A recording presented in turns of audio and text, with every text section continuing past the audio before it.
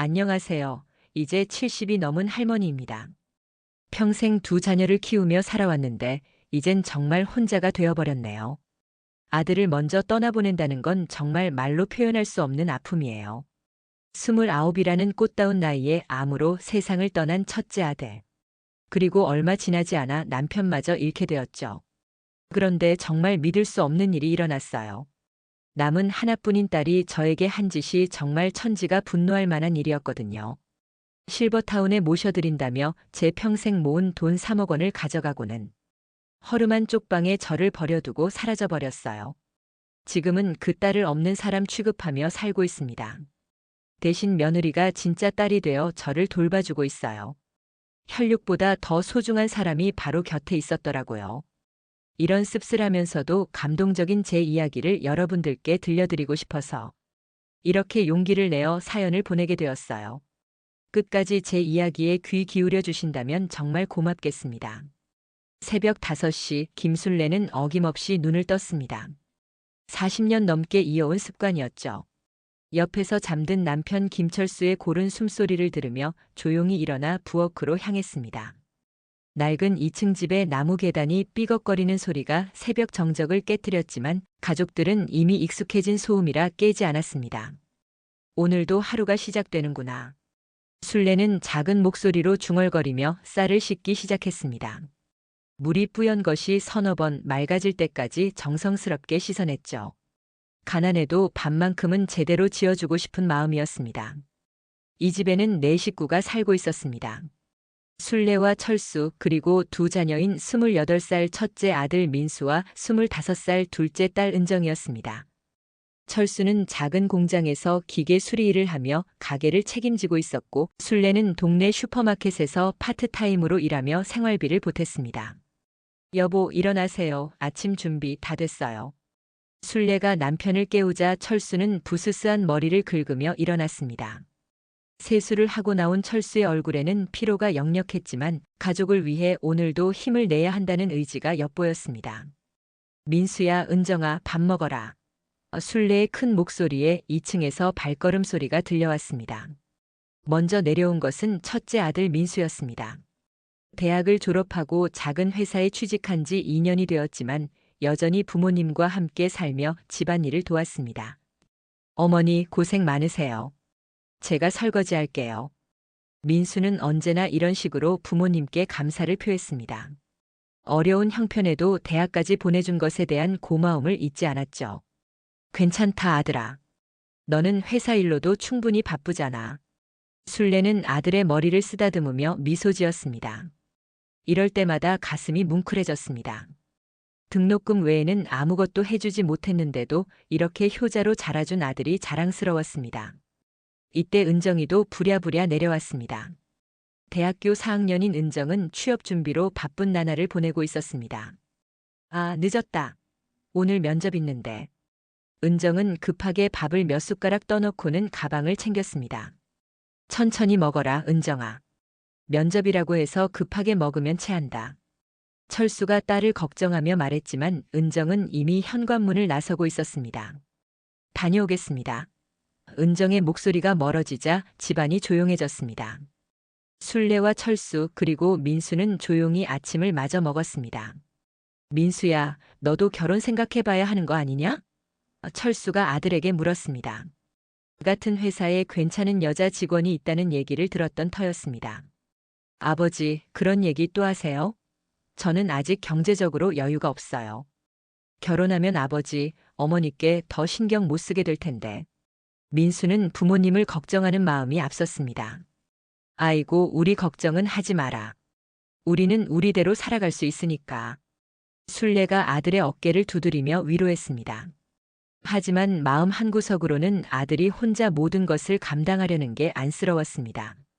이 가족의 철학은 단순했습니다.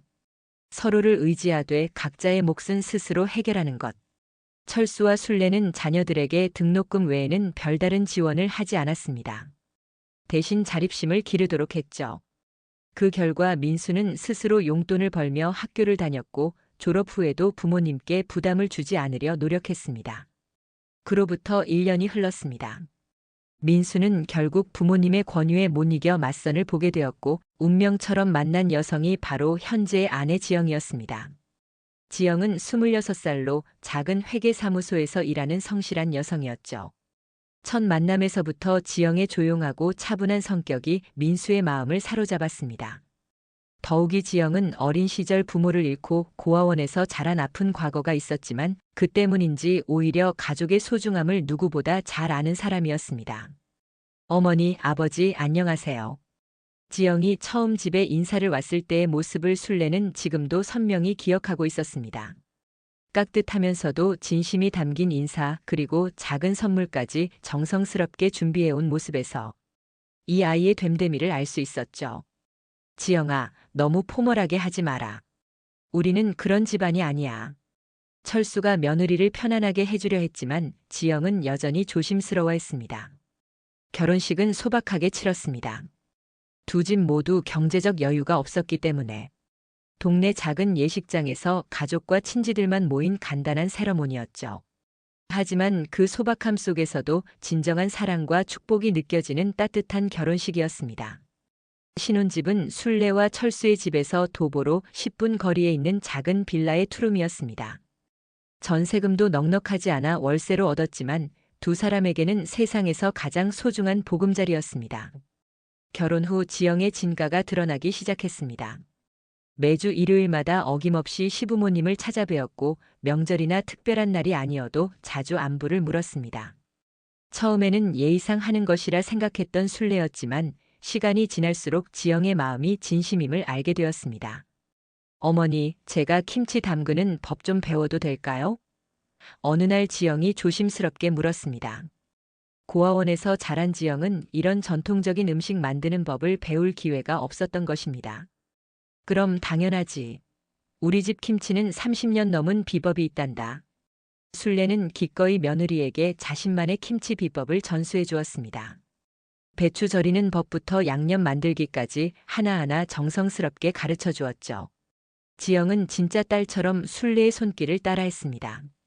서툴러서 양념이 손에 묻어도 김치가 짜거나 싱거워도 전혀 포기하지 않았습니다. 어머니 김치 맛이 나올 때까지 계속 연습할게요. 지영의 이런 말에 순례의 가슴은 뭉클해졌습니다. 민수 역시 결혼 후 더욱 성실한 남편이자 아들이 되었습니다.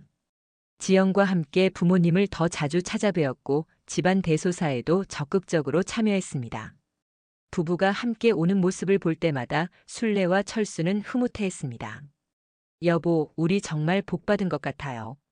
어느 저녁 순례가 철수에게 말했습니다.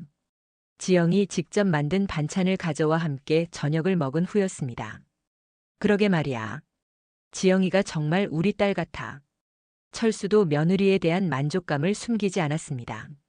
지영은 시부모의 생일을 챙기는 것은 물론 몸이 아프시면 병원까지 모시고 가는 정성을 보였습니다. 특히 지영이 보여준 가장 큰 변화는 이 집의 웃음이 늘어났다는 것이었습니다. 전에는 조용하기만 했던 저녁 식사 시간이 지영이 들려주는 직장 이야기, 요리 실패담 등으로 활기차게 바뀌었습니다. 지영아, 너 덕분에 우리 집이 정말 밝아졌구나. 순례가 며느리의 손을 잡으며 말했습니다. 지영의 눈가에 살짝 눈물이 맺혔습니다. 어린 시절부터 그토록 원했던 따뜻한 가족의 품에서 진정한 사랑을 받고 있다는 것이 감사했습니다. 이제 순례는 진심으로 생각했습니다. 이제야 진짜 보람된 삶을 사는 것 같아. 가난했지만 서로 사랑하고 의지하는 가족, 그리고 진심으로 자신들을 섬기는 며느리까지. 이보다 더 바랄 게 무엇이 있을까 싶었습니다. 행복한 시간은 그리 오래 지속되지 않았습니다. 결혼 3년째 되던 해봄, 민수가 계속된 복통과 소화불량을 호소하기 시작했어요. 처음에는 단순한 위험이라 생각했죠. 직장 스트레스 때문이라고 여겼습니다. 민수야, 병원에 가봐라. 며칠째 밥도 제대로 못 먹잖아. 순례가 걱정스럽게 말했지만 민수는 괜찮다며 대수롭지 않게 넘겼습니다. 젊은 나이에 무슨 큰 병이 있겠어요? 그저 피로가 누적된 것이라 생각했습니다. 하지만 증상은 점점 악화됐습니다. 체중이 급격히 줄기 시작했고 얼굴이 눈에 띄게 야위어 갔어요. 지영이 먼저 알아챘습니다. 여보, 정말 병원에 가봐요. 이상해요. 너무 말랐어요. 결국 민수는 지영의 성화에 못 이겨 병원에 갔습니다. 처음에는 내과에서 간단한 검사를 받았지만 의사는 더 정밀한 검사가 필요하다며 대학병원을 소개해줬죠. 그때부터 순례의 가슴에 불길한 예감이 스며들기 시작했습니다. 검사 결과를 기다리는 일주일은 가족 모두에게 지옥 같은 시간이었습니다. 순례는 밤마다 뒤척이며 잠을 이루지 못했고 철수 역시 일에 집중할 수 없었어요. 지영은 남편 옆에서 밝은 표정을 유지하려 애썼지만 혼자 있을 때면 몰래 눈물을 흘렸습니다. 췌장암 말기입니다. 이미 다른 장기로 전이가 많이 진행된 상태라서 의사의 차가운 선고는 가족들의 세상을 한순간에 무너뜨렸습니다. 순례는 그 자리에서 주저앉을 뻔했고 철수는 멍하니 의사를 바라볼 뿐이었어요. 수술이나 치료 방법은 없나요? 지영이 떨리는 목소리로 물었습니다.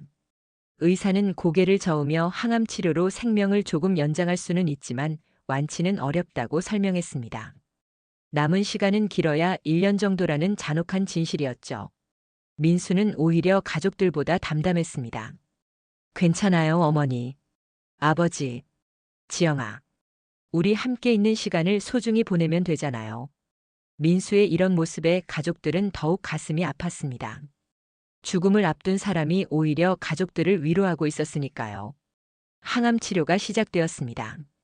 매주 병원을 오가며 독한 약물을 몸에 주입하는 고통스러운 과정이었어요. 민수의 머리카락이 빠지기 시작했고 얼굴은 더욱 파리하게 변해갔습니다. 하지만 민수는 끝까지 웃음을 잃지 않으려 노력했어요. 어머니가 만든 미역국이 세상에서 제일 맛있어요. 민수가 힘겹게 웃으며 말할 때마다 순례의 마음은 찢어졌습니다. 아들이 좋아하는 음식을 만들어주고 싶어도 이미 민수는 제대로 음식을 넘기기도 힘든 상태였거든요. 지영은 남편 곁을 한시도 떠나지 않았습니다.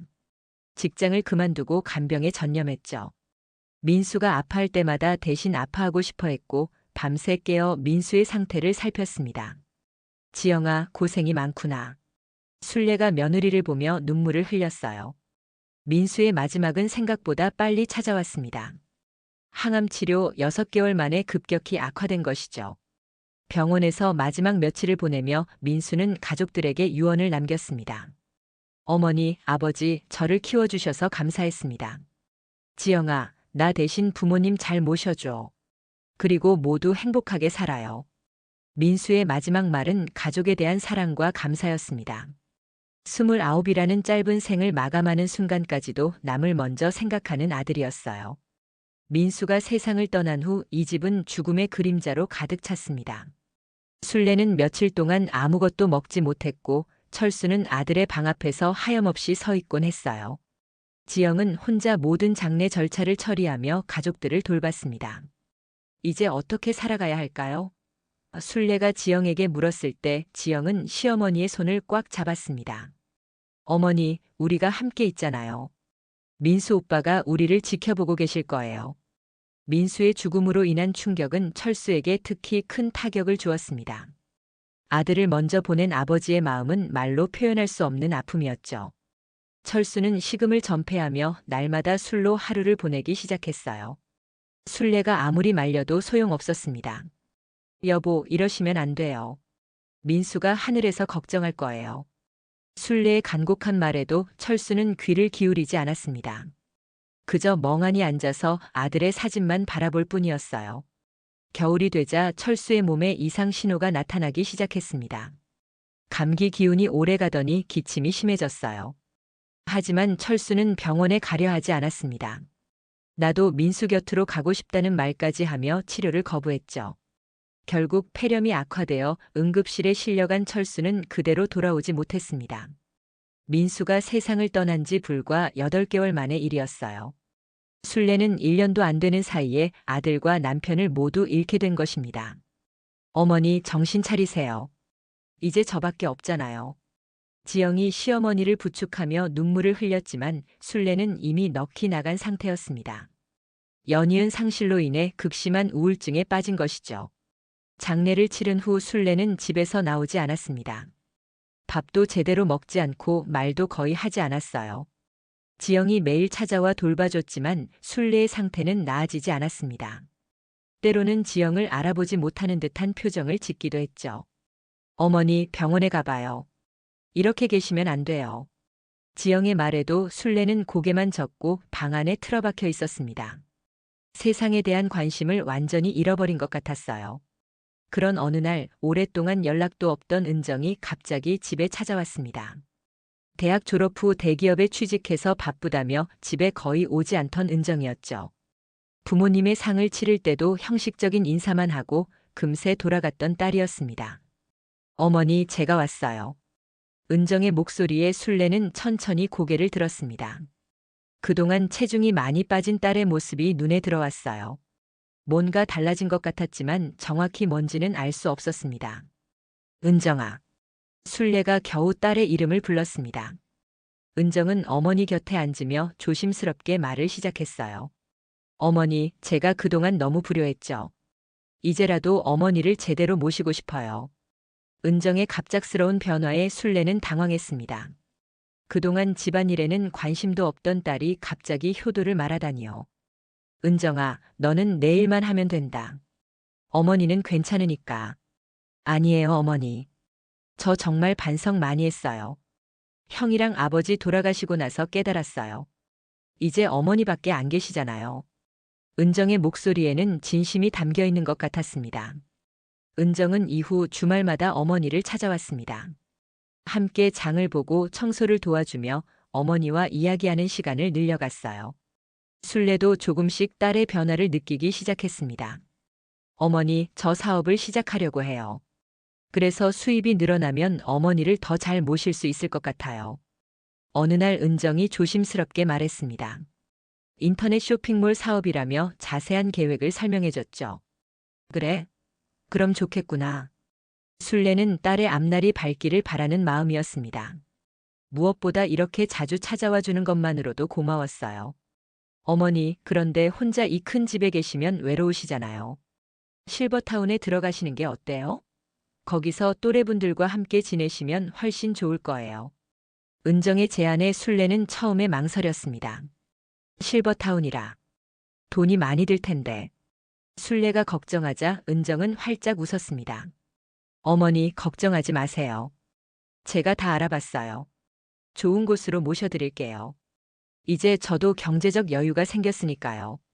술래는 딸의 변화가 감동스러웠습니다. 그동안 차가웠던 은정이 이렇게 따뜻하게 자신을 챙겨주다니요. 정말 고맙구나, 은정아. 내가 이렇게 효녀가 될 줄 몰랐어. 은정의 제안을 받아들인 술래는 딸과 함께 실버타운을 알아보기 시작했습니다. 은정은 여러 곳의 팸플릿을 가져와서 상세히 설명해줬어요. 어머니, 여기 보세요.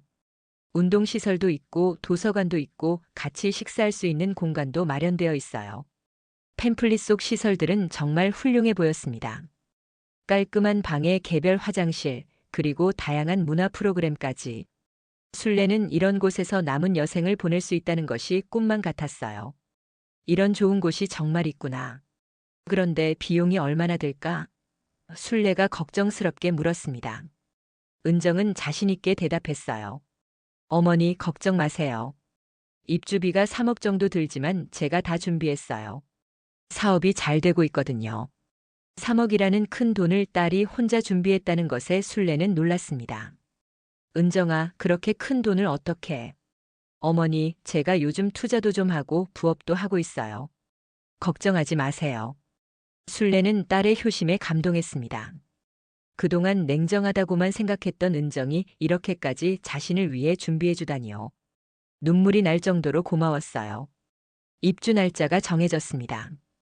은정은 이사 준비를 도와주며 세심하게 챙겨줬습니다. 어머니, 필요한 건 다 챙기셨죠? 입주하시면 제가 자주 찾아뵐게요. 술래는 딸의 손을 꽉 잡으며 고마움을 표했어요. 입주 당일 은정과 함께 차에 올라탄 술래는 새로운 삶에 대한 기대로 가슴이 설렜습니다. 그런데 차가 도착한 곳은 팸플릿에서 본 그 멋진 실버타운이 아니었어요. 낡은 주택가의 허름한 원룸 건물 앞이었습니다. 은정아, 여기가 어디냐? 술래가 당황하며 물었습니다. 은정은 잠시 머뭇거리더니 어머니, 잠깐만요. 제가 설명드릴게요라고 말했어요. 건물 안으로 들어가 보니 더욱 충격적이었습니다. 팸플릿에서 본 깔끔한 시설과는 천지 차이였어요. 좁은 원룸의 낡은 가구들, 그리고 곰팡이 냄새까지 났습니다. 은정아, 이게 뭐냐? 여기가 실버타운이라고. 순례의 목소리가 떨리기 시작했습니다. 은정은 고개를 숙인 채 말했어요. 어머니, 죄송해요. 사실은 제가 사업 자금이 급하게 필요해서. 진실이 드러나기 시작했습니다. 은정은 실버타운 입주비 명목으로 순례의 통장에서 3억 원을 빼냈지만 그 돈을 모두 자신의 사업에 투자해버린 것이었어요. 그리고 실제로는 월 30만 원짜리 이 허름한 원룸을 얻어놓은 것이었습니다. 뭐라고? 3억을 다 썼다고?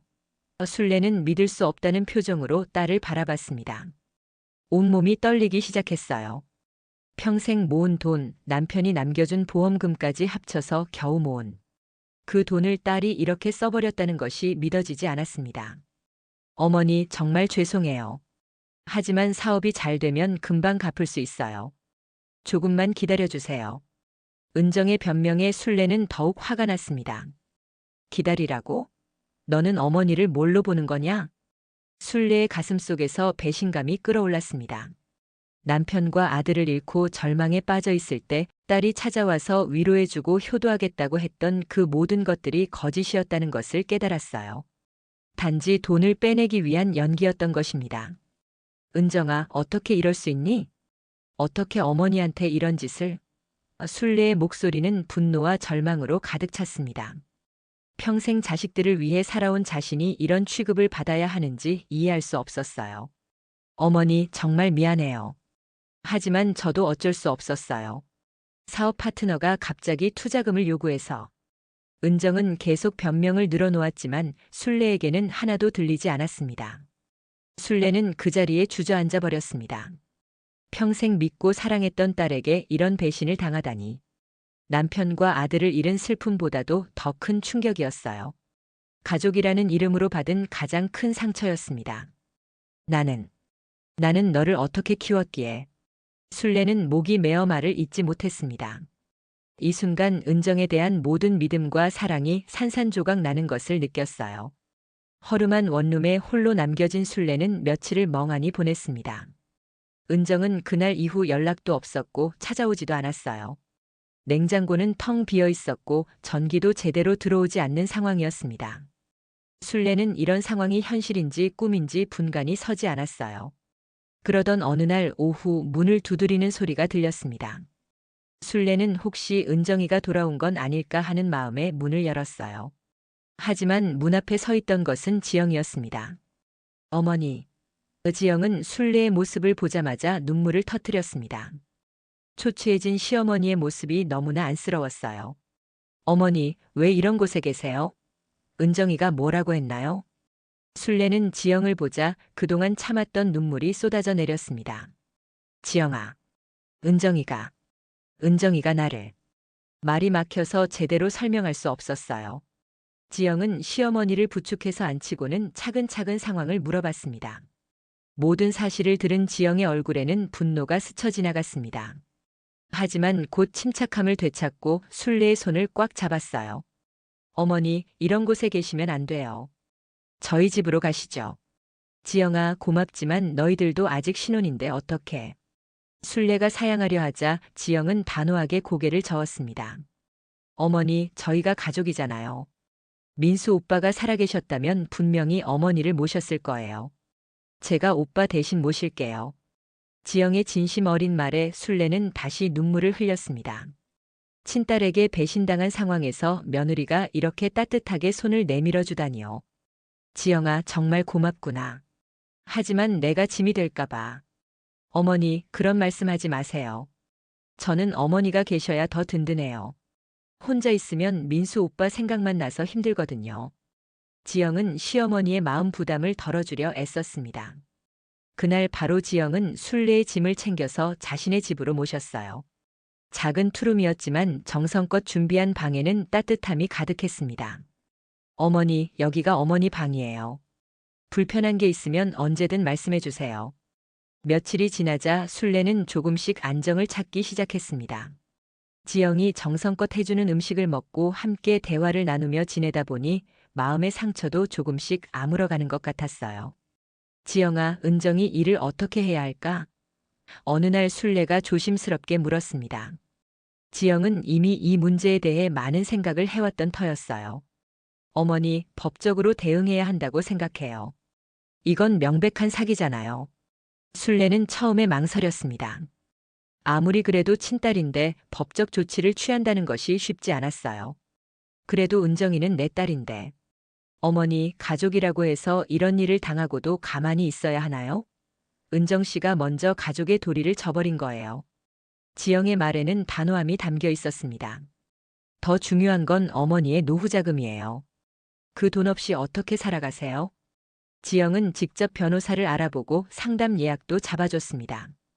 또한 은정과의 통화 내용을 녹음해 두었던 것들과 문자 메시지들을 증거로 정리해줬어요. 어머니, 우리에게 유리한 증거들이 많아요. 분명히 일부라도 돌려받을 수 있을 거예요. 변호사 상담을 받고 온 날 순례는 지영에게 말했습니다. 지영아, 내가 아니었다면 정말 어떻게 됐을지 몰라. 고맙다. 지영은 시어머니의 손을 잡으며 대답했어요. 어머니, 저야말로 감사하죠. 어머니가 저를 진짜 딸처럼 받아주셨잖아요. 이제 제가 어머니를 지킬 차례예요. 지영의 목소리에는 확신이 담겨 있었습니다. 그리고 어머니, 절대 혼자라고 생각하지 마세요. 저는 어머니 편이에요. 민수 오빠도 하늘에서 우리를 지켜보고 계실 거고요. 지영의 이런 말에 순례는 가슴이 뭉클해졌습니다. 순례는 깨달았습니다. 진정한 가족은 핏줄로만 이어지는 것이 아니라는 것을요. 지영처럼 진심으로 아끼고 사랑하는 마음이 더 중요하다는 것을 말입니다. 지영아, 내가 있어서 정말 다행이야. 너야말로 내 진짜 딸이구나. 이제 순례에게는 든든한 동맹이 생겼습니다. 혼자가 아니라는 사실만으로도 큰 힘이 되었어요. 은정에 맞서 싸울 용기도 조금씩 생기기 시작했습니다. 변호사와의 상담 결과는 생각보다 긍정적이었습니다. 지영이 미리 정리해둔 증거들이 결정적인 역할을 했어요. 은정이 실버타운 입주비라고 속여서 받은 3억 원, 그리고 실제로는 월 30만 원짜리 원룸을 제공한 사실들이 명백한 사기로 인정받을 수 있었습니다. 어머니, 통화 녹음 파일과 문자 메시지들이 아주 유력한 증거가 됩니다. 특히 은정 씨가 실버타운 입주비라고 명시한 부분들이 중요하죠. 변호사는 승소 가능성이 높다고 설명했습니다. 소장을 법원에 제출한 날 순례의 마음은 복잡했습니다. 친딸을 상대로 법정에 서게 될 것이라는 사실이 여전히 믿어지지 않았어요. 하지만 지영이 옆에서 계속 용기를 북돋아 주었습니다. 어머니, 잘못한 사람이 책임져야 하는 게 당연한 거예요. 며칠 후 은정에게 소장이 전달되었습니다. 그동안 연락도 없던 은정이 그날 저녁 갑자기 전화를 걸어왔어요. 목소리는 당황스러움으로 가득 차 있었습니다. 어머니, 이게 무슨 일이에요? 소송이라니. 저를 정말 고소하신 거예요? 은정의 목소리에는 믿을 수 없다는 듯한 어조가 섞여 있었습니다. 아직도 자신이 한 일의 심각성을 제대로 깨닫지 못하는 것 같았어요. 은정아, 너야말로 나한테 무슨 짓을 한 건지 아니? 순례는 이제 더 이상 참을 수 없었습니다. 그동안 쌓인 분노와 배신감이 한꺼번에 터져나왔어요. 3억 원을 가져가고도 이렇게 뻔뻔스럽게 굴 수 있니? 어머니, 제가 곧 갚아드릴 거라고 했잖아요. 왜 이렇게까지 하세요? 은정은 여전히 자신의 잘못을 인정하지 않으려 했습니다. 마치 소송을 당하는 것이 억울하다는 듯한 태도였어요. 갚는다고? 언제? 어떻게? 순례의 목소리가 점점 높아졌습니다. 너는 지금까지 한 번이라도 진심으로 사과한 적이 있니? 아니면 돈을 돌려줄 구체적인 계획이라도 세워봤니? 전화 너머로 은정의 흐느끼는 소리가 들려왔습니다. 어머니, 정말 미안해요. 하지만 법정까지 가지 말아요. 우리끼리 해결해요. 이제서야 사태의 심각성을 깨달은 듯한 목소리였어요. 우리끼리 해결하자고. 그럼 지금까지 왜 연락도 없었니? 나를 그 허름한 원룸에 버려두고는 언제 찾아왔니? 순례는 더 이상 딸의 변명을 들어주고 싶지 않았습니다. 법정 출석일이 다가오자 은정의 연락이 더욱 빈번해졌습니다. 문자 메시지로 전화로 계속 용서를 빌었지만 구체적인 해결 방안은 제시하지 않았어요. 단지 시간을 달라, 기회를 달라는 말만 반복했습니다. 첫 번째 조정 기일에 은정이 나타났을 때 순례는 딸의 모습에 놀랐습니다. 살이 많이 빠지고 얼굴이 초췌해진 모습이었어요. 하지만 동정심보다는 분노가 더 컸습니다. 자신이 겪은 고통에 비하면 아무것도 아니라는 생각이 들었거든요. 어머니. 은정이 조심스럽게 말을 걸어왔지만 순례는 고개를 돌렸습니다. 옆에 앉은 지영이 순례의 손을 꽉 잡아주었어요. 어머니 힘내세요. 조정 과정에서 은정의 경제 상황이 드러났습니다. 사업 투자금은 모두 손실을 본 상태였고 개인 자산도 거의 남아있지 않았어요. 변호사는 전액 회수는 어렵지만 일부는 분할로라도 받을 수 있을 것이라고 설명했습니다. 그럼 얼마나 받을 수 있나요? 순례가 물었을 때 변호사는 현재 상황으로는 5천만 원 정도가 한계일 것 같습니다라고 답했어요. 3억 중에서 고작 5천만 원이라니 순례는 허탈했지만 그래도 아예 못 받는 것보다는 낫다고 생각했습니다. 두 번째 조정에서 은정은 무릎을 꿇고 사죄했습니다. 어머니 정말 죄송합니다. 제가 정신이 나갔었어요. 어머니를 이렇게 상처드리다니. 법정에서 무릎을 꿇고 우는 은정의 모습에 주변 사람들이 모두 주목했어요. 하지만 순례의 마음은 이미 돌이킬 수 없을 만큼 굳어 있었습니다. 은정아, 이제 와서 무릎 꿇는다고 달라지는 건 아무것도 없어. 내가 한 일의 무게를 이제라도 깨닫기를 바랄 뿐이야. 결국 조정이 성립됐습니다. 은정은 5천만 원을 1년에 걸쳐 분할 상환하기로 했고 나머지 금액에 대해서는 포기각서를 쓰게 되었어요. 또한 향후 어떤 이유로든 순례에게 금전적 도움을 요청하지 않겠다는 서약서도 작성했습니다. 어머니, 이제 끝났어요. 지영이 순례의 어깨를 다독이며 말했습니다. 완전한 승리는 아니었지만 그래도 정의는 실현된 것 같았어요. 무엇보다 은정이 자신의 잘못을 법적으로 인정받게 된 것이 중요했습니다. 법정을 나서는 길에 순례는 지영에게 말했습니다. 지영아, 내가 없었다면 정말 어떻게 됐을까 싶어. 이 모든 과정을 혼자 감당할 수는 없었을 거야. 지영은 시어머니의 손을 꽉 잡으며 웃었어요. 어머니, 우리가 함께 해냈잖아요. 법정일이 마무리되고 몇 개월이 흘렀습니다. 지영과 함께 지내는 나날이 평온하고 따뜻했어요. 순례는 이제 진정으로 마음의 안정을 찾은 것 같았습니다. 매일 함께 장을 보고 요리를 하며 저녁에는 민수의 추억을 나누곤 했죠. 어느 날 오후 순례는 지영에게 말했습니다. 지영아, 너한테 얘기할 게 있어. 순례의 표정이 진지해지자 지영도 긴장했어요. 어머니, 무슨 일이세요? 사실은 나한테 은정이가 모르는 재산이 하나 있단다. 순례의 말에 지영은 놀란 표정을 지었습니다. 어머니, 그게 무슨 말씀이세요? 순례는 천천히 설명하기 시작했어요. 내 아버지가 살아계실 때 우리가 함께 작은 상가 건물을 하나 샀었어. 그때는 정말 헐값이었는데 지금은 제법 값어치가 나가더구나. 지영은 더욱 놀랐습니다. 그럼 어머니 생활비 걱정은 안 하셔도 되는 거예요? 순례가 고개를 끄덕였어요. 그래, 월세 수입만으로도 충분히 살 수 있어. 그런데 왜 은정이한테 말하지 않았냐고. 그 아이 성격 알잖아.